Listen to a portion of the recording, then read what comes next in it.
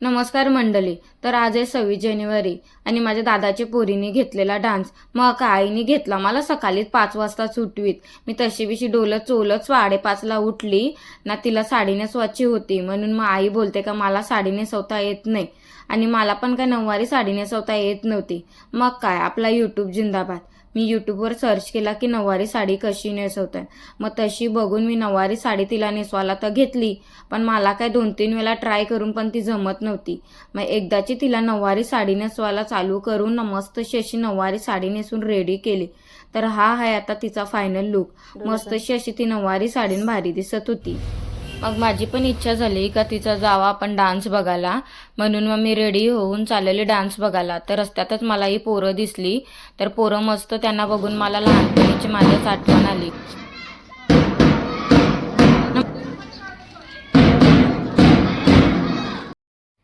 मी ना माझा भाऊ आम्ही दोघंजण चाललो होतो तिचा डान्स बघायला. मीच त्याला बोलले का चल ना आपण तिचा डान्स बघायला जाऊ ना. आम्ही गेलो तो तिचा डान्स चालू नव्हता झाला. पैंजण हे पायामध्ये नर्तक कशी शोभे हिच्या नाकी ग. काजळ हे डोळ्यामध्ये हिरव्या हाती बांगड्या मराठा मोळी बया सजली ग.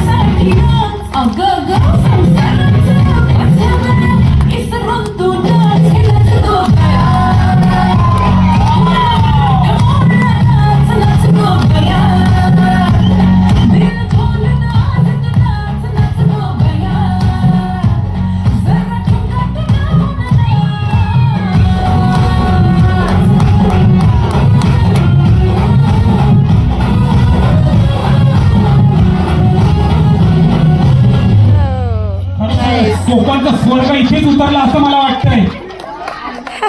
ताळ्यात स्वागत करायचं त्यांचं. त्यांची एनर्जी बघून मला सुद्धा डान्स करायला वाटतं. असा मराठी गाण्यावर नाच ग घुमा याच्यावर डान्स केला जो भारी वाटत होता बघायलाही आणि मलाही खूप